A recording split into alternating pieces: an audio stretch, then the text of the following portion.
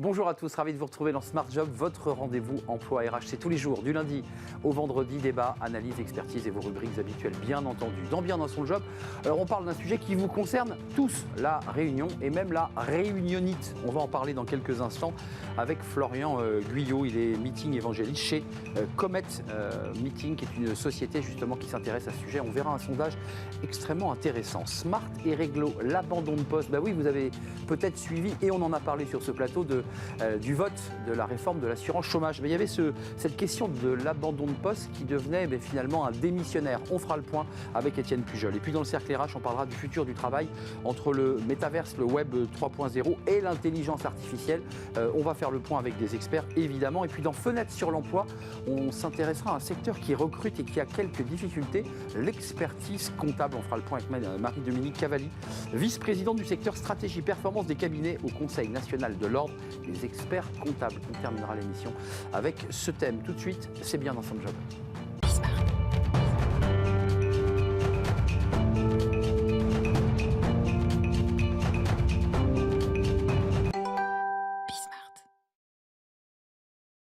Bien dans son job, et on va parler d'un sujet alors très sociologique qui concerne tout le monde ou presque, les réunions. Alors elles sont parfois fastidieuses, mal organisées, complexes.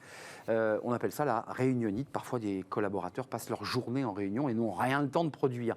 On en parle avec Florian Guyot. Bonjour Florian. Bonjour Arnaud. Vous êtes meeting évangéliste. D'abord j'aime bien votre titre, meeting évangéliste, Oui. chez Comet Meeting. Il y a 4 ans, Comet avait sorti un livre qui s'appelait La cométhode des 60 conseils qui vont sauver vos réunions. Et c'est toujours d'actualité. Le 1, parce qu'il y avait 16... le 1, vous allez vivre un grand moment. Stop. Devez-vous vraiment vous réunir? Cette question, elle est toujours d'actualité. Elle l'est toujours, elle a toujours été, elle le sera toujours. En fait, c'est la première question qu'il faut se poser quand on veut organiser une réunion, quand on veut se réunir, quand on veut créer un séminaire. C'est est-ce qu'on a vraiment besoin de le faire? Est-ce qu'on ne peut pas simplement alors, écrire un mail? Peut-être, mais passer peut-être un peu moins de temps à prendre du temps aux autres et peut-être passer un peu plus de temps à réfléchir. C'est évident. Oui. Et moi, ma conviction, c'est que plus d'une réunion sur deux ne sert à rien. Donc déjà, celle-ci, il faut les éliminer. Mais la moitié qui reste, est-ce qu'elle est bien faite? Et en fait, c'est à ça que s'attaque Comet Meetings aujourd'hui. C'est moins se réunir, oui, mais quand on se réunit, mieux le faire. Évidemment. Et ça, c'est primordial. Il y a un certain nombre de facteurs de réussite dans une réunion. Il y a un certain nombre d'états d'esprit à avoir.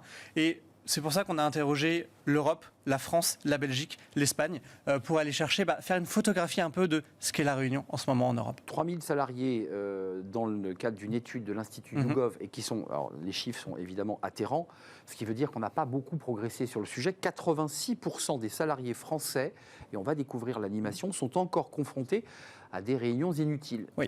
Donc ça veut dire que sur ce sujet, autant il y a beaucoup de sujets traités par l'entreprise depuis quelques temps, post-Covid, la réunion, en fait, personne ne s'en occupe. On se dit, après tout, on ne peut rien faire.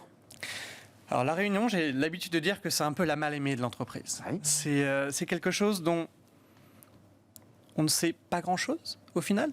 Ça prend environ 20% du temps dans notre étude pour l'ensemble des Français, ce qu'on a montré. Il y a d'autres études, moi j'aime bien comparer vraiment toutes les sources, il y a d'autres études qui montrent que les cadres passent encore plus de temps en réunion, les managers encore plus de temps, et en fait, plus on monte dans la hiérarchie, plus on va passer du temps en réunion, jusqu'à 75%. Mais c'est quoi? C'est un identifiant hiérarchique et sociologique. Plus on est en réunion, plus on est inaccessible, plus on est important. Il y a de ça quand même. Oui. En fait, on a tendance à justifier son travail en réunion. Et c'est pas rare d'entendre « je n'ai pas de réunion aujourd'hui, mais qu'est-ce que je vais faire ?» Quelle angoisse. J'ai l'impression de ne pas travailler.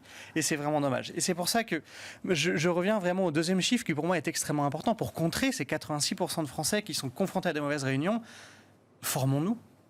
Faisons autrement. Comment ça se fait que quelque chose qui nous prenne de 20% à 75% de notre temps en entreprise, on n'en sache rien? Que ce soit au lycée, en école ou même en entreprise, on n'en sait rien. 3/4 des Français disent qu'ils souhaiteraient que leur organisation les aide à faire des meilleures réunions. Et la réponse des entreprises, c'est seulement un tiers forment leurs employés à La Réunion. Mais... Cette différence-là, elle est beaucoup trop grande et c'est à ça qu'on s'attaque également. Il y a quelques chiffres, on ne va pas tous les donner parce que l'étude est très très riche, mais il y a 51% des collaborateurs qui assistent parfois à des réunions sans savoir précisément pourquoi ils sont là. Oui. Donc il y a un vrai problème d'organisation là en amont. Oui. Et il y a 45% des actifs français interrogés qui ne pratiquent jamais de réunion seul à seul. J'ai choisi cet item-là en particulier parce qu'il y a les grandes réunions, les grands messes où globalement ça implique la timidité, l'angoisse de parler en public, alors que la réunion seul à seul, elle est quand même plus agréable. On peut plus construire. Est-ce que vous êtes d'accord avec ça? Alors, on peut un peu plus construire sur la réunion seul à seul parce qu'on a beaucoup moins de personnes qui parlent, etc. Ça, c'est vrai. En fait, ce qui est intéressant là-dessus, c'est de prendre du recul, de se demander comment ça se fait qu'il y a des managers qui ne font pas de réunion seul à seul avec les personnes qui sont dans leurs équipes. Ils n'ont pas le temps, ils sont en réunion. Mais il y a un peu de ça. Oui, et c'est là en fait où on revient vraiment à former vos équipes à manager des équipes. Et savoir se réunir fait partie du management. Là, on est confronté à un manager sur 5 en France qui ne fait pas de one-on-one. Donc, comment est-ce qu'il va gérer ses équipes? Comment est-ce qu'il va savoir l'état d'esprit dans lequel la personne est en face? Et c'est ça qui est le plus important. Et c'est là-dessus que j'aimerais vraiment appuyer. C'est qu'avant de parler de technique de réunion, qu'est-ce qu'il faudrait faire, le temps, les rôles, etc., il y a un socle, et qui est la chose la plus importante, qui est l'état d'esprit. Si on est dans le mauvais état d'esprit... Ça, c'est l'amont. C'est encore avant l'orga. En fait, c'est votre équipe. C'est très difficile de construire avec quelqu'un avec qui on n'a pas envie de parler. C'est très difficile d'être vrai avec quelqu'un qui, on le sait, porte un masque et est faux en permanence. Donc, avant de parler technique, on va parler état d'esprit, on va parler sécurité psychologique. Et c'est ça qui est la chose la plus importante, créer des équipes en sécurité psychologique pour derrière avoir des réunions beaucoup moins longues, parce que plus efficient. Et plus efficace et efficiente. Vous avez entièrement raison. Ça veut dire que ça oblige un énorme travail, c'est presque une révolution copernicienne pour les managers, d'être à la fois dans l'écoute, la bienveillance, une forme d'empathie pour que l'autre donne le meilleur de soi-même. C'est bien de ça dont il est question. Oui. Et c'est ce qu'on essaie de faire chez Comet Meetings, où les entreprises viennent chez nous pour leur réunion exceptionnelle et on leur propose une expérience en disant vous n'avez pas forcément l'habitude de faire ça. Par exemple, vous n'avez pas forcément l'habitude de vous mettre en vulnérabilité en tant que manager. On nous a appris, moi on m'a appris toute ma vie qu'il faut être fort en entreprise, qu'il faut porter un masque, qu'il faut être faux. Et bien, en fait, quand vous venez chez Comet Meetings, on vous propose simplement une expérience par rapport à un problème que vous avez. Et si, ou juste aujourd'hui, durant votre séminaire, on allait faire autrement. On changeait de ton, on changeait de style. On change de paradigme. Et nous, notre conviction, c'est qu'en prenant conscience qu'on peut mieux faire, on va commencer à prendre des habitudes. Et avec les habitudes, on va commencer à se transformer. Et on va aussi libérer le groupe qui parfois est verrouillé, parce qu'on a parfois des réunions, on l'a tous vécu, où globalement personne ne s'exprime. Le but de la réunion, quand on réfléchit à l'essence, à la nature même de la réunion, c'est quoi? C'est mettre en mouvement le collectif. Ça ne sert que à ça. Nous, ce qu'on dit, c'est que le travail est divisé en 3. Il y a les moments de productivité, on le fait très bien tout seul, chez soi, en télétravail, etc. On est très bien tout seul. Par contre, il y a 2 choses sur lesquelles on ne sait pas faire quand on est tout seul, c'est la sociabilisation et c'est la collaboration. Bien sûr, évidemment. C'est un sujet passionnant. Merci Florian Guyot d'être venu nous rendre visite avec des mots vrais, des mots forts, parce que vous accompagnez vos clients dans votre business à pouvoir vivre des expériences de réunions, de journées, de demi-journées un peu différentes de ce qu'ils vivent parfois d'une manière un peu grise dans leurs bureaux, dans leurs espaces d'échange et de réunion. Merci, c'est un vrai plaisir de vous accueillir. Meeting Évangéliste. Merci beaucoup. C'est quoi Meeting Évangéliste? C'est quoi votre boulot en 10 secondes? Comment on se réunit moins mais mieux? Comment on sauve le monde? C'est ça. Et donc ça, c'est à la fois ce que vous offrez aux clients, puis j'imagine que vous l'offrez aussi aux 150 collaborateurs. Tout à fait. C'est également mon travail. Oui, c'est ça. C'est les cordonniers qui doivent être bien chaussés quand même. C'est ça. D'abord notre entreprise, puis nos clients, et ensuite le monde. Comet Meeting pour une expérience disruptive, différente des réunions avec la formation. Allez donc voir cette étude YouGov. Elle est passionnante. Merci de nous avoir rendu visite. On tourne notre page et on parle du droit. Bah oui, le droit, c'est important dans l'entreprise. C'est Smart et Réglo et on accueille Étienne Pujol. Smart et Réglo, voilà un thème qui, j'imagine, vous a un peu occupé l'esprit. En tout cas, ça a été mon cas. J'ai essayé de comprendre quand vous avez découvert, au moment de la réforme de l'assurance chômage à l'Assemblée nationale, ce concept d'abandon de poste. Et on en parle avec Étienne Pujol, avocat en droit social, Berilo, spécialiste sur ces questions en droit du travail. Alors, c'est une des dispositions de la réforme de l'assurance chômage. On en a beaucoup parlé.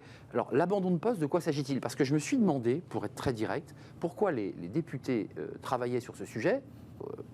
Parce que quand on abandonne son poste, je me suis dit que mécaniquement, on était démissionnaire, automatiquement. Enfin, ça me semblait évident. Ouais. Bah, ça l'est pas. Et ça l'est pas en fait. Et c'est effectivement une préoccupation qu'ont eu les députés. Ça vient pas du gouvernement. Hein. C'est une proposition de certains députés qui ont dit qu'il y avait peut-être un trou dans la raquette de l'abandon de poste. Alors juridiquement, qu'est-ce que c'est ? C'est un collaborateur qui du jour au lendemain ne vient pas travailler sans explication, ou alors avec un mail disant les conditions de travail sont détériorées et je reviens plus travailler. Et dans ce cas-là, l'employeur, normalement, s'il est bien conseillé ou s'il est alerté, doit le mettre en demeure de reprendre son poste et le licencier pour faute grave pour abandon de poste. Mais il est vrai que... Licencié pour faute grave pour abandon de poste. Exactement. Ce qui ouvre droit à l'assurance chômage, et c'est ce dont se sont plaints certains députés qui ont mis en place cette disposition. Donc là, les députés veulent, pour être concret, tu quittes l'entreprise comme ça en claquant la porte, tu es démissionnaire, tu n'as plus de droit au chômage. Exactement. Et en fait, c'est ce que beaucoup de petits patrons pensent quand un salarié ne revient plus ou quand il envoie un mail en disant « je ne reviens plus », ils pensent qu'en renvoyant un mail en disant « bon, dans ce cas-là, tu es démissionnaire, très bien, je t'envoie tes documents de fin de contrat ». Et en fait, non, c'est l'erreur à ne pas commettre, puisque si ça se passe comme ça, le collaborateur peut aller devant les prud'hommes et dire « vous m'avez considéré comme démissionnaire, mais en droit français, la démission, ça ne se présume pas, et donc je considère que vous me licenciez sans cause réelle et sérieuse ». Et bim, barème Macron, et bim, de l'indemnité de licenciement. Donc vous soutenez cette initiative des députés, c'est assez logique, on quitte l'entreprise en claquant la porte sans dire au revoir à personne. Il est quand même juste ou injuste de toucher son allocation chômage. Enfin, c'est quand même troublant. Alors, je ne la soutiens pas parce que techniquement, ça va soulever énormément de problèmes pour les entreprises et ça crée surtout une insécurité juridique. Normalement, le processus, c'est le collaborateur ne vient pas, on en prend acte, on le met en demeure de revenir, on licencie pour faute grave s'il ne revient pas.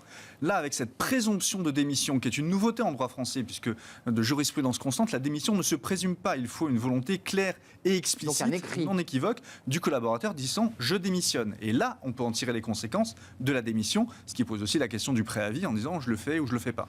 Mais en cas d'abandon de poste, il n'y a pas de présomption de démission, donc il faut licencier pour faute grave. Ce que disent les députés qui ont mis cela en place, c'est dire c'est pas juste, ça fait supporter à la collectivité de l'assurance chômage une initiative du collaborateur qui quitte volontairement son emploi, et donc c'est un scandale. Alors, un petit tempérament par rapport à ça quand même, parce que la rupture conventionnelle qui existe et qui, dans la majorité des cas, est à l'initiative du collaborateur en alternative à la démission, ça ouvre aussi droit à l'assurance chômage, c'est beaucoup moins conflictuel, mais là, et c'est beaucoup plus nombreux. Il y a quand même 500 000 ruptures conventionnelles annuelles qui sont faites.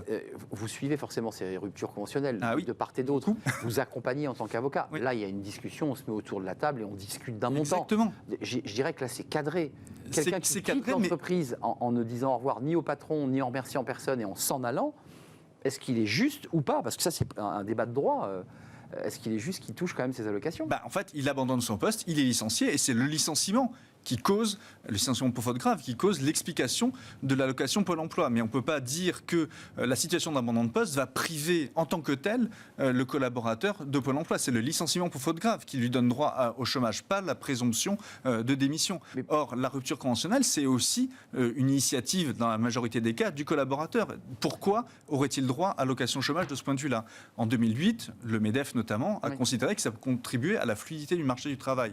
Aujourd'hui, on revient sur quelque chose qui est non pas l'abandon de poste en tant que tel, mais le licenciement pour faute grave en tant que tel. Mais vous êtes un expert, un praticien. Il y a combien d'abandons de poste tels qu'on les décrit là ? Je ne parle pas de rupture conventionnelle, de ceux qui quittent l'entreprise d'une manière sèche.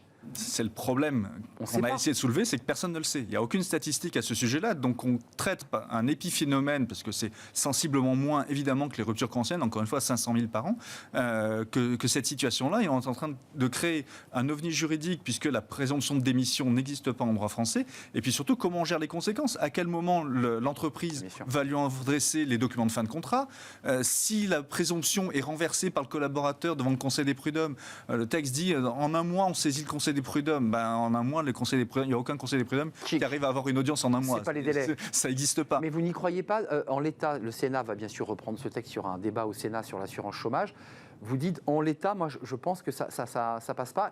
Alors, politiquement, ça peut passer puisque la droite est majoritaire au Sénat et ça a été voté à l'Assemblée nationale. Donc politiquement, ça peut passer. Juridiquement, c'est extrêmement problématique et c'est insécurisant pour les entreprises. Et c'est bien là le problème. Pour conclure, le chef d'entreprise, lorsqu'il a un salarié ou des salariés qui démissionnent, qui s'en vont, alors certains envoient des mails, certains n'envoient rien, ça n'a pas de coût financier pour lui. Non, c'est justement ça qui est intéressant, entre guillemets, pour l'entreprise. C'est-à-dire que les jours d'absence ne sont pas rémunérés puisque c'est de l'absence injustifiée. Le licenciement pour faute grave prive l'indemnité de licenciement et prive de préavis. Il ne reste plus que les congés payés que le collaborateur a acquis et non pris. Là, ici, avec la démission, on ne sait pas ce que va devenir le préavis. Si le collaborateur qui était présumé démissionnaire tout d'un coup réapparaît en cours de préavis, c'est-à-dire est-ce que ça veut dire qu'il a repris son poste ou est-ce qu'il peut le faire ça, juridiquement? Aujourd'hui, il ne peut pas le faire puisqu'il est licencié pour faute grave. Donc le contrat est rompu, il ne peut pas revenir pendant les 2 ou 3 mois de préavis. Mais demain, avec cette présomption de démission, s'il revient pendant les 3 mois normalement du préavis, qu'est-ce qui se passe? Oui, donc là, ça soulève évidemment un certain nombre de points. Le Conseil constitue repassera, j'imagine, à la moulinette, tout ça, et sur les sujets que vous pointez d'ailleurs. Cette insécurité juridique que nous appelons vraiment à faire attention par les parlementaires sur ces sujets-là. Sécuriser la rupture, parce que c'est de ça dont il est question. La sécuriser, en tout cas par la technique du licenciement pour faute grave. Oui, ça existe aujourd'hui, et quand l'entrepreneur, le chef d'entreprise ou le DRH connaît la procédure, c'est quelque chose qui est assez standard et très cadré et sans coût. Alors effectivement, derrière, il y a l'allocation Pôle emploi, mais je dirais que c'est tellement marginal, en tout cas par rapport à d'autres modes de rupture à l'initiative du salarié, qu'on se demande pourquoi on a soulevé ce livre-là pendant les discussions sur la Pour le dire un peu simplement, pourquoi on s'est enquiquiné, parce que c'est un petit peu de ça dont il est question. Merci Étienne Pujol d'être venu nous rendre visite et nous avoir éclairé sur ce sujet qui paraissait évident, mais qui est beaucoup plus complexe qu'il n'y paraît. Avocat en droit social, cabinet Berilo. Je vous dis à la semaine prochaine, si tout va bien. On fait une courte pause et on va s'intéresser au métaverse, à l'intelligence artificielle, au web 3.0, 4.0. C'est le monde numérique dans lequel nous sommes. Qu'est-ce qu'il va transformer? Est-ce que les entreprises vont être bouleversées? On en parle, c'est le débat du Cercle RH, juste après la pause.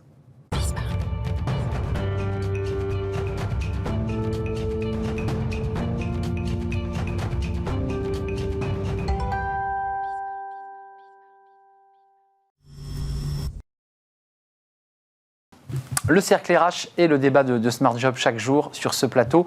À quoi va ressembler le travail dans 10 ans, 20 ans? Est-ce que vous serez des DRH augmentés? On met toujours le mot augmenté là depuis quelques mois, avec des outils tech, avec du métaverse. Est-ce que vous auriez un avatar pour faire des recrutements? Plus besoin d'humains? Toutes ces questions sont posées. On va parler évidemment des seniors, parce que certains sont un peu perdus et un peu dépassés. Puis il y a les jeunes qui arrivent, qui eux sont connectés, ont leur téléphone, ont leur banque en ligne et font du recrutement et se font recruter en ligne. Tout ça, évidemment, est assez compliqué. On va essayer d'y voir clair avec mes invités. Jérémy Lamery, merci d'être avec nous. Vous êtes le CEO de Tomorrow Theory et auteur de Métaverse et RH. C'est un livre qui va sortir dans quelques semaines. C'est ça? Oui. Chez octobre chez Duno. Chez Duno. Et je sais que vous viendrez nous en parler dans le livre de Smart Job. Merci d'être avec nous. Julien Malorand, vous êtes professeur en système d'information, co-directeur académique du MetaLab à l'ESSEC. Vous avez une expertise et un regard sur ce sujet, on vous écoutera évidemment. Et puis avec nous, Élodie Gentina. Bonjour Élodie. Bonjour. Vous étiez il y a une quinzaine de jours en visio avec nous dans un débat sur la génération Z. Vous êtes associée de professeur à l'IESEG, on dit bien? J'ai bien dit? Exact, IESEG. J'ai eu une peur folle de prononcer ce mot. IESEG School Management, conférencière et spécialiste cette génération Z avec ce livre chez Duno, des Z consommateurs aux Z collaborateurs, sorti donc chez Duno et un prochain livre en préparation. Pour octobre 2023. Sur la thématique Manager la génération Z, avec beaucoup de témoignages de DRH, dirigeants. Je vais m'autoriser à vous poser à vous la première question, parce que professeur, vous êtes engagé sur cette question des métaverses, mais quand on vous pose la question de manière un peu académique ou journalistique, le futur du travail, vous le regardez comment et vous l'imaginez comment? Pluriel, c'est-à-dire qu'aujourd'hui, je pense que les jeunes ne voient plus du tout le salariat comme une obligation ou comme une raison d'être. Ça, c'est quelque chose qui ressort de manière très, très criant. Pluriel aussi dans le sens où ils se voient sur différentes technologies, ils ne se voient pas sur une seule et même technologie, ils sont en permanence dans une logique d'apprentissage. Donc ça, c'est aussi quelque chose qui est nouveau. Et enfin, ils se voient passer d'une mission à l'autre de manière extrêmement fluide, c'est-à-dire qu'on peut travailler pour plusieurs employeurs pendant la même journée. Et ça, c'est quelque chose qui est vraiment nouveau. J'allais y venir. Je pose la question, Élodie Gentina, ça coule de source, mais ce n'est pas la fin du travail au sens de la production d'activité tertiaire ou industrielle, mais c'est la fin du rapport à un patron, à un rapport, à un lien de subordination. Est-ce que vous êtes d'accord avec ça? Est-ce que c'est un peu ça vers ce où on va, c'est-à-dire l'auto-entrepreneuriat, la création de son entreprise, plus de liberté? Exact. En fait, quand on parle de l'entreprise de demain, on parle d'entreprise apprenante, partageante, l'entreprise archipel. En fait, le manager, le chef devient un manager. Le travail n'est plus au centre de tout. On peut se poser la question si la notion de métier existera toujours demain. Est-ce qu'on parlera de mission ? Est-ce que le CDI existera toujours ? Ça, c'est des questions que vous vous posez aussi ? Ah oui, complètement. En tant que professeur, en tant qu'experte aussi ? Bien sûr. Parce que les jeunes viennent percuter ces modèles, ces vieux modèles issus de nos usines, pour le dire simplement. Quand on parle d'engagement ou de loyauté, aujourd'hui, c'est complètement différent. Ils ont un sens à l'engagement qui est différent puisqu'ils sont dans l'instantanéité. Donc, ils ont une relation future qui est différente. Donc, quand on parle de plan de carrière, ça ne leur parle plus forcément. Ils ne sont pas prêts à attendre 3 ans, 5 ans ou 10 ans pour rester dans la même entreprise, pour gravir les échelons. Ça m'avait agacé la fois dernière quand vous aviez dit ça. C'est pas de votre faute, mais tout maintenant, tout de suite, avec une forme de prétention et d'exigence, peut-être un petit peu comme ça surévaluée. Non, il n'y a pas un peu comme ça un peu d'exigence un peu exagérée chez ces jeunes, là, où ils ont raison tout de suite maintenant. On se croirait en 68. Oui, mais c'est pas forcément ça. Mais en tout cas, ils sont pas prêts forcément à faire tous les efforts. Parce que le travail aujourd'hui, ce n'est plus au centre de leur vie. C'est ça. Ils sont. Il y a d'autres choses. Il y a d'autres choses, exactement. Ce futur du travail, alors vous le portez à travers la question des métaverses, qui suscite d'ailleurs un débat, une controverse, enfin des inquiétudes. C'est quoi le futur du travail demain ? Parce que j'évoquais les RH, ils sont en première ligne. C'est quoi ? C'est du numérique partout ? C'est une transformation digitale tous les 6 mois ? C'est du métaverse ? C'est quoi le monde du travail demain ? Alors déjà, pour comprendre, quand on parle de futur du travail demain, c'est important de comprendre la place de la compétence demain. Puisque le travail, c'est des tâches productives rémunérées, et on ne peut pas être productif sans compétences. Et donc, en fait, à côté de mon activité d'entrepreneur, je suis également chercheur en psychologie sociale sur ce sujet, le lien entre compétences et performance. Et quand on pense au futur du travail demain, on pense à l'économie des compétences avant tout. Et donc, je reprends la notion de mission, voire d'activité. Donc, plus de métier, mais vers des fiches de poste à compétences. Plus des activités, voilà. Des activités, et en fait, on réorganise les compétences pour que ça crée de la valeur à un moment donné. Donc, le digital est en train de changer beaucoup de choses dans les organisations, sur la manière dont on produit, mais sur la manière dont on travaille aussi. Et ça veut dire que demain, on parle des métavers, par exemple, on aura probablement des personnes immergées dans ces environnements virtuels, ce qui implique de revoir le droit social. J'allais venir. Ouais. Mais on aura plein d'autres modalités, et notamment on parle d'entreprises fluides, de liquid workforce, c'est-à-dire que les salariés vont et viennent, mais surtout les collaborateurs de l'entreprise demain sont peut-être plus dehors que dedans. Excusez-moi, je suis un ancien après tout. C'est un monde effrayant ou c'est le monde qui nous attend ? Ou est-ce que c'est les deux d'ailleurs ? C'est effrayant et ça nous attend. On peut voir le côté positif, c'est un monde en recherche de sens. C'est-à-dire aujourd'hui, on a connu cette épidémie qui a bouleversé beaucoup de choses. On a aussi en parallèle tout un tas de technologies qui arrivent à maturité. Et je pense qu'aujourd'hui, toutes nos relations, on est presque tous d'accord pour dire qu'elles sont digitalement intermédiées. À chaque fois qu'on communique avec quelqu'un, il y a une technologie qui intermédie cette relation. Et ça, on n'y coupe pas. C'est vrai qu'on n'y coupe pas. On n'y coupe pas. Donc ça, aujourd'hui, ça donne énormément un champ des possibles nouveau par rapport à la pluralité, par rapport au fait qu'on peut travailler dans différents endroits du monde sans toujours avoir une obligation d'être dans les frontières de l'entreprise. Et donc ça, en fait, ils voient ça comme une opportunité de changement. Et je pense qu'avant tout, c'est vraiment quelque chose qu'il faut voir comme une évolution. La transformation digitale, elle est en cours, mais c'est quelque chose qui évolue. Aujourd'hui, on a connu le salariat, on a connu le CDI. Aujourd'hui, c'est plus considéré comme quelque chose qui est souhaitable. Même s'il reste un modèle encore il reste un modèle majoritaire. Hein. Bien sûr. Il faut le resituer quand même. Mais c'est grignoté. Et le dit Gentina, sous l'angle sociologique, pas sous l'angle technologique, mais c'est ce monde-là qu'attendent les jeunes. Enfin, on n'arrive pas à savoir si c'est la technologie qui a imprégné le cerveau de cette génération Z et ceux qui vont arriver derrière, ou si c'est parce que cette génération pousse vers cette technologie. Vous voyez ce que je veux dire ? Un peu l'œuf et la poule. Pour moi, quand on parle de jeunes, de toute façon, on dit c'est des digital natives. Ils sont nés avec le numérique, ils n'ont connu que ça. Donc ça fait partie intégrante de leur vie. Néanmoins, ils ont besoin de relations authentiques. Moi, je dis, voilà, le smartphone permet d'approfondir une relation, mais la vraie relation, elle se crée dans le réel, à l'école, par la famille, par ce qu'on appelle la socialisation. Et on voit bien, quand ils ont un entretien de recrutement, on les attire via le digital, etc. Mais ils ont besoin d'aller dans l'entreprise et de rencontrer non pas uniquement les RH, mais l'équipe. Oui, pour voir, oui, bien sûr. Le manager, les équipes, et ceux avec qui ils vont bosser. Réelle. Exactement. Parce que vous me disiez, sans paraphraser, c'est qu'ils cherchent aussi des copains dans l'entreprise. Non, mais ça paraît un peu naïf de le dire comme ça, mais quand on rentrait dans une boîte, on allait faire 40 ans dans dans une entreprise, on n'allait pas chercher un copain, on allait chercher un salaire pour nourrir sa famille. Là, ces jeunes, ils vont chercher du réseau social, du lien social. Enfin, c'est un autre monde. Moi, je vous vois sourire. Ces jeunes je parle comme un vieux. Hein, non, mais c'est ça. En fait, on parle aussi de fidélité. Est-ce qu'ils sont toujours fidèles? On dit ils sont zappeurs, etc. Peut-être qu'on change le terme de fidélité. La fidélité a évolué. Ils sont peut-être moins fidèles à l'entreprise, mais ils sont plus fidèles à leurs collaborateurs qui deviennent leurs copains. C'est ce qu'on appelle aussi le marketing tribal. C'est plus la marque en au-dessus, c'est leur équipe. Le réseau. Le réseau. Le réseau, les Donc on en revient au bio-numérique. Absolument. Mais la relation humaine reste plus que jamais au centre. Quand on parle du digital, de transformation, des fois on a tendance à avoir une image déshumanisée de cette société. En fait, je pense que c'est tout sauf vrai. Parce qu'aujourd'hui, l'humain et la relation, quelle qu'elle soit, de manière parfois complètement déhiérarchisée, est au centre de ces échanges. Un mot sur l'IA, parce que vous l'évoquiez tout à l'heure, hein, à chaque fois qu'on a une relation, il y a une intermédiation numérique. L'intelligence artificielle, j'évoquais les métaverses, qui est l'aboutissement, mais il y a déjà l'IA, c'est-à-dire l'utilisation de data, de données compilées, qui fait qu'à un moment donné, l'humain disparaît. C'est ça le futur du travail, parce qu'il y a beaucoup aujourd'hui de métiers qui disent, si on veut, rien qu'avec la data, on n'a plus besoin de génération Z, on n'a plus besoin de seniors, on a juste besoin de nourrir la machine.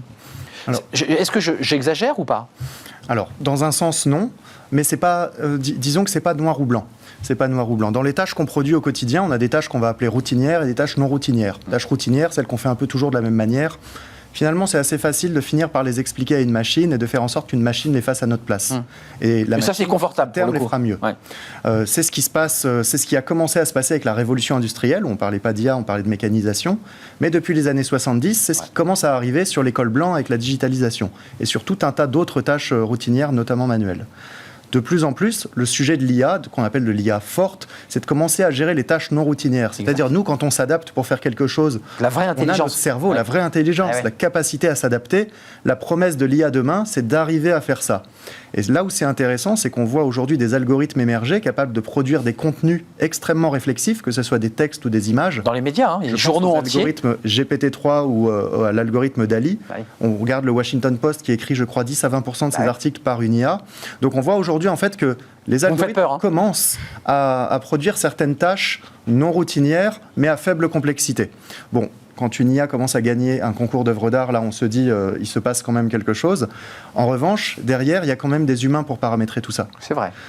Et tout le monde ne pourra pas devenir informaticien ou développeur. Ça ne détruit pas le travail, ça le déplace. C'est ce qui se passe à chaque fois dans chaque révolution. Le vrai sujet, c'est à quelle vitesse notre société est capable d'accompagner les gens vers ce déplacement de compétences.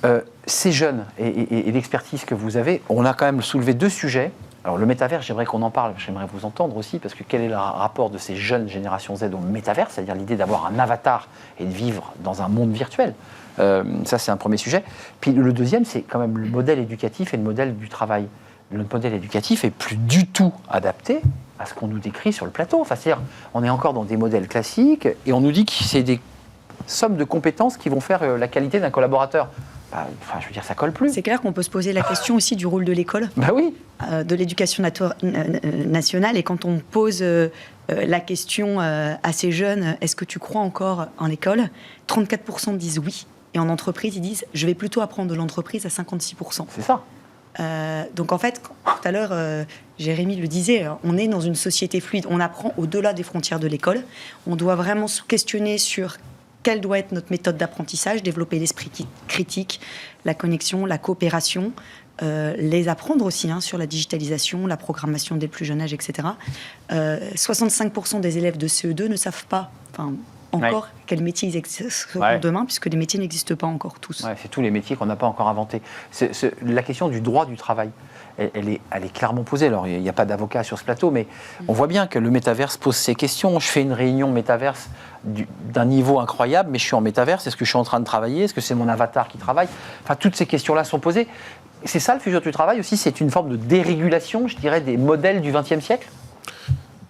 Dérégulation, je ne sais pas, mais en tout cas... C'est un mot politique, quand on dit déréguler. L'idée véritablement est là, c'est-à-dire qu'il faut réinventer un cadre du travail, il faut réinventer même peut-être un cadre constitutionnel qui nous permet de comprendre comment est-ce qu'on va gérer son avatar, comment est-ce qu'on va gérer les données issues de son avatar, parce que là, on est face à une nouvelle forme de données. On parle des données qui sont générées par les utilisateurs. Exactement. Et ça, c'est vraiment des choses qui sont nouvelles. Aujourd'hui, le cadre, à la fois du travail, mais même régulationnel au sens large, n'est pas prêt pour ça. Mais on commence à voir des avocats qui se concentrent sur les NFT, tous ces sujets de... Il y a des enjeux de droit. Comme Élodie par Gentina exemple, et Julien. Si on parle aussi de ça, on peut parler aussi du contrat d'exclusivité. Est-ce qu'une entreprise doit encore imposer un contrat d'exclusivité, sachant que un quart des actifs exercent une deuxième activité rémunérée? Oui. Et qu'on encourage d'ailleurs à ça. Hein. Exactement. Ouais, cette question Ou d'exclusivité, qu'elle elle joue tombe. un jour, comme Welcome to the Jungle le mercredi ou le vendredi, les collaborateurs ne travaillent pas, ils ont un jour off pour faire autre chose. Et Welcome to the Jungle est quand même beaucoup cité aujourd'hui dans notre émission, parce que l'avocate qui est venue juste avant nous parler de la semaine des 4 jours et évoquait le modèle Welcome to the Jungle. Le métaverse pour les RH, pour juste le rendre focus, parce qu'on voit qu'il y a un côté ludique, on a son avatar, on se balade, tout ça est sympathique. Pour les RH, utile ou pas? Parce qu'il y a des RH qui nous disent, après tout, c'est peut-être plus simple de faire du recrutement sur métaverse. Ça casse les barrières, on est moins angoissé, c'est l'avatar qui parle. Vous y croyez ou pas, comme outil de recrutement? Déjà, il faut qu'on soit clair sur la notion de métavers. Le vrai métavers. Le métavers aujourd'hui n'existe pas. Bon. C'est pas parce qu'on met des lunettes de réalité virtuelle qu'on est dans un métavers. Derrière la notion de métavers, on va pas rentrer dans le détail là, mais il y a de nombreux principes autour de la décentralisation de certains actifs, autour du niveau d'immersivité, de fidélité visuelle. Aujourd'hui, on n'y est pas vraiment. On peut, et puis en plus, quitte à promouvoir un concept de métavers, autant qu'il soit acceptable. Aujourd'hui, on va parler de plateforme de réalité virtuelle. D'accord. On peut parler de l'exemple de Carrefour qui a cherché à attirer des talents de la data dans un environnement virtuel sur Sandbox. On peut parler. Ça a marché d'ailleurs. Expérience. Alors, ça a marché, mais moi, je relativise, c'est-à-dire bravo à Carrefour d'avoir entrepris ça. Ouais, ils sont innovants. Il y avait quand même le PDG Bompard qui était là devant les 30 étudiants. Donc, c'est-à-dire hors métavers, est-ce qu'ils n'auraient pas eu le même résultat? Là, actuellement, ils ont 7 candidats en processus de recrutement sur les 30 qu'ils ont rencontrés en mai. Et sur une filière métavers. Donc, non, data. Data. Data. C'est-à-dire que le métavers était l'environnement virtuel était un prétexte pour attirer les étudiants et leur dire c'est un peu innovant. C'est un peu innovant, mais cet environnement virtuel, quand on le regarde, était similaire à ce que Second Life faisait en 2004. D'accord, donc finalement pas si innovant que ça. En fait, l'environnement virtuel n'était pas du tout innovant. Ce qui était innovant, c'est de dire un PDG se déplace dedans, parce qu'à l'époque de Second Life, c'était plus des forums virtuels, des choses comme ça. Là, c'était quelque chose de très VIP. Vous qui avez un regard à la fois d'expert et de chef d'entreprise, est-ce que c'est utile pour le RH d'avoir ces outils métaverses? Parce qu'ils sont très sollicités, les RH, quand même, en ce moment, par tous les outils numériques. Il n'y a pas une journée, ils n'ont pas un appel pour le bon logiciel, la plateforme SaaS, le fait d'avoir des outils aussi pour traquer les salariés, pour voir s'ils ne vont pas partir. C'est quand même un vrai sujet, ça, quand même, qui vient contredire d'ailleurs tout le débat qu'on a sur la liberté et les entreprises fluides, parce qu'il y a quand même des boîtes qui traquent les salariés. Bien sûr. Après, on a quand même en France et en Europe des protections. Quelques règles. Voilà, certaines protections qui nous évitent des grosses dérives. Il y a encore des améliorations à faire et des cadres éthiques à poser. Mais si on revient sur le sujet du métavers, de la réalité virtuelle, on a 3 grands usages auxquels on peut penser. La marque employeur, c'est-à-dire faire de la pub là où sont les gens. Pour l'instant, ils n'y sont pas. C'est pour ça que je dis que le luxe, un peu relativiser. Oui, mais c'est parce qu'ils prennent le sujet en avance de phase, mais les gens ne sont pas encore dedans. Les gens, au niveau mondial, on doit avoir 2 millions d'utilisateurs quotidiens des environnements virtuels qui existent, Sandbox, Decentraland principalement. Donc ça reste encore très très faible. Juste Julien, vous en pensez quoi de ce métaverse? Avec le regard de l'expert que vous avez, c'est un outil RH? Ça peut devenir un outil RH? Ça peut le devenir, aujourd'hui ça ne l'est pas. Aujourd'hui on a un appel d'air médiatique extraordinaire lors de ces derniers mois, principalement avec l'annonce de Meta. Aujourd'hui, en termes d'infrastructure, d'outils, on n'est vraiment pas du tout à la hauteur de ce qu'on imagine communément autour de ces technologies. Donc il va falloir créer cela. Ce que rappelle Gartner dans son Hype Cycle, qui montre les tendances technologiques, Gartner dit que le métavers, c'est pour dans 10 ans au moins. D'accord, on a un petit peu... Mais votre génération Z, sur la tech, vous nous avez dit qu'ils étaient digital natifs, c'est vrai. Moi, j'ai eu des études sur ce plateau où ils nous disaient les jeunes se débrouillent pas mal pour aller voir TikTok et les plateformes et ainsi de suite, ça ils le font très bien. Mais dès qu'il faut un tout petit peu creuser un peu plus en fond la gestion informatique, en fait, ils n'ont pas vraiment de compétences. Non, en fait, vous voyez ce que je veux dire? Ils savent surfer sur leur iPhone, quoi. Ils savent chercher de l'information de manière très rapide. Ça, c'est vrai. Parce qu'ils ont ce fonctionnement-là dans leur cerveau et dans leur manière de réfléchir, c'est de l'instantanéité. Ils sont très créatifs, ils aiment bien créer des vidéos, c'est pourquoi TikTok fonctionne très bien. Et ils ont besoin d'être tout le temps connectés, donc ils vont utiliser le smartphone pour être avec leurs copains, etc. Mais par contre, prendre du recul sur l'information, c'est le software, c'est ça. Ça, c'est plus difficile. Développer l'esprit critique, c'est plus compliqué. Je vois réagir. Un dernier mot, parce que attention, être bon sur TikTok et sur Instagram, ça ne veut pas dire qu'on est un bon informaticien. en tant qu'école, on est en train de se former à ces nouveaux métiers. On est vraiment en train de plus en plus, on voit des gens qui sont même intéressés par la data. Nous, on a des doubles diplômes avec des écoles d'ingénieurs, Data Science and Business Analytics, où véritablement, là, les gens veulent être à la fois des managers et aussi des ingénieurs. Et ça, c'est quelque chose qui est nouveau et sur lequel il y a un véritable appel d'air en termes d'intérêt sur ces formations. Mais c'est en train de se mettre en place et ça se met à l'échelle du bachelor, de master et autres.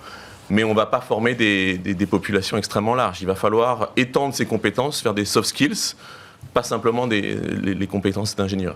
Merci à vous, merci Élodie d'être venue sur notre plateau avec ce livre qui va sortir en 2023 et puis ce livre chez Duno qu'on peut se procurer sur cette génération Z du collaborateur. Du Z consommateur au Z collaborateur. C'est une approche, je comprends les jeunes dans la société et comprendre leurs caractéristiques dans la société permettra justement de prédire qui ils sont et comment ils seront dans le rapport au travail et dans l'entreprise. À suivre, parce que c'est un sujet important. On parle beaucoup aussi de cette génération Z sur le plateau. Jérémy Lamery, merci, CEO de Tomorrow Theory et auteur de Métaverse et RH. Il est disponible dans quelques semaines chez Duno et vous viendrez nous en parler. Puis Julien Malorand, merci d'avoir répondu à notre invitation. Professeur en système d'information, co-directeur académique du MetaLab à l'ESSEC. J'accélère un peu parce que nous sommes en retard. Merci à vous trois et on va continuer à creuser ce sujet régulièrement pour essayer de savoir comment les choses évoluent. C'était le cercle RH avec des spécialistes de ce sujet métaverse. Tout de suite, ces fenêtres sur l'emploi, on s'intéresse à l'expertise comptable, un secteur qui recrute. C'est tout de suite.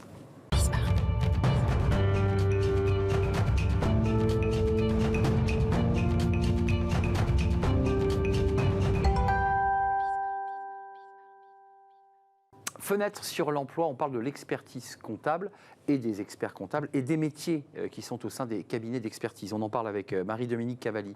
Merci d'avoir répondu à notre invitation. Vous êtes vice-présidente du secteur stratégie performance des cabinets au Conseil national de l'ordre des experts comptables et vous venez d'un petit peu loin puisque votre cabinet est basé à Bastia et vous êtes venu spécialement pour nous et on vous remercie. Un mot et même plusieurs, job dating en septembre, ça veut dire que dans d'autres secteurs sont confrontés aux mêmes difficultés que vous connaissez, c'est-à-dire difficultés de recrutement. Qu'est-ce qui se passe ? Pourquoi le secteur expertise comptable est moins attractif ? Bon, c'est sûr que nous avons besoin de collaborateurs et nous recrutons beaucoup. Nous recrutons beaucoup. Aujourd'hui, ça a toujours été entre 20 000 et 30 000 personnes par an. Mais aujourd'hui, on se rend compte qu'en fait, finalement, à peu près 60-70% des cabinets, entre une année et l'autre, ne trouvent pas à recruter, ont des postes vacants. On appelle ça comment ? Ce n'est pas des experts comptables qui sont recrutés, ce sont des personnes qui sont dans les cabinets et qui travaillent à l'organisation, à la gestion, à toute la vie du cabinet. Oui, et c'est bien dommage d'ailleurs qu'on n'arrive pas donc, à recruter complètement, parce qu'en fait c'est un métier passionnant à l'intérieur du cabinet. C'est vrai qu'il y a la vue, il y a l'expert comptable, mais les collaborateurs c'est quelque chose d'extrêmement important dans le cabinet. Je veux dire, il y a beaucoup d'interactions on a une humaines, conscience énorme que le capital humain est quelque chose de très important. Les collaborateurs sont en relation avec nos clients aussi.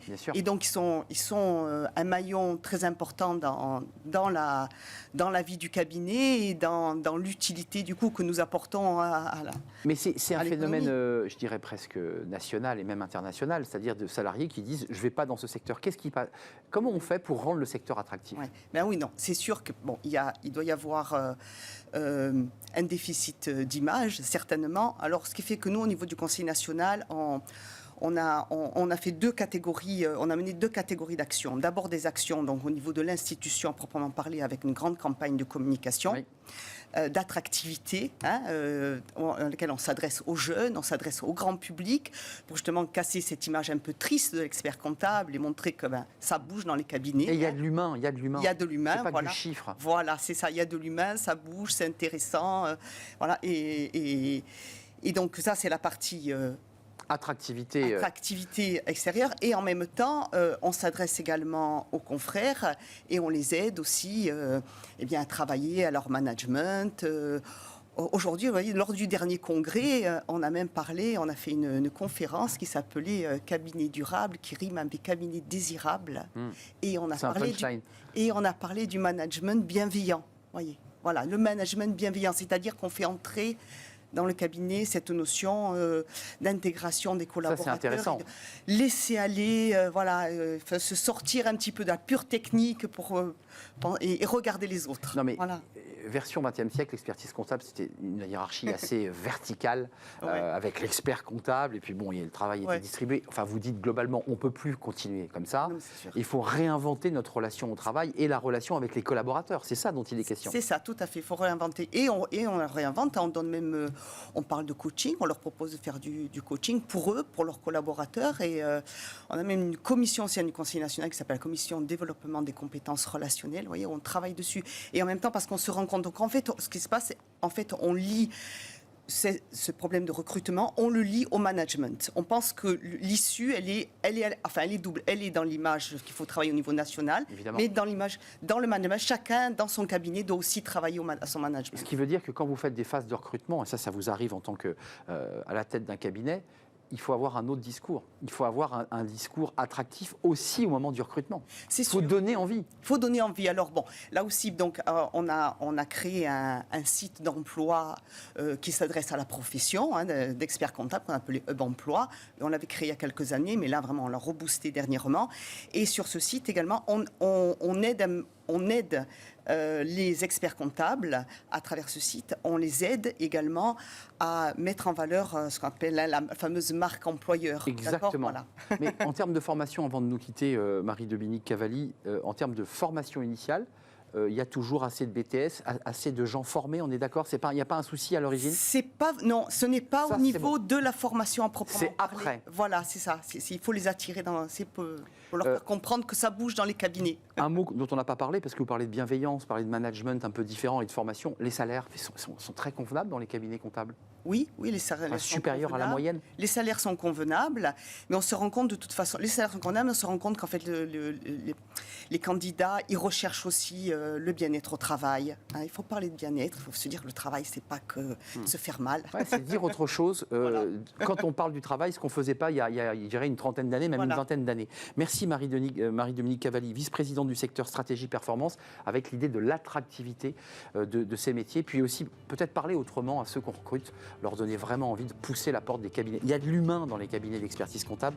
Merci. Et vous êtes membre du Conseil national de l'Ordre des experts comptables. Vous avez un cabinet à Bastia. Je vous laisse repartir. J'ai peut-être un avion aujourd'hui à reprendre vers le sud de la France, hors métropole. Merci de nous avoir rendu visite. C'est la fin de notre émission. Merci à vous. Merci de votre fidélité. Merci à toute l'équipe. Merci à Raphaël pour la réalisation. Merci à Saïd pour le son. Merci aujourd'hui à Lily qui me parlait dans l'oreille. Et puis merci à Léa pour l'accueil invité. Merci à vous tous, évidemment, pour vos réactions, vos messages. À très très bientôt. Bye bye.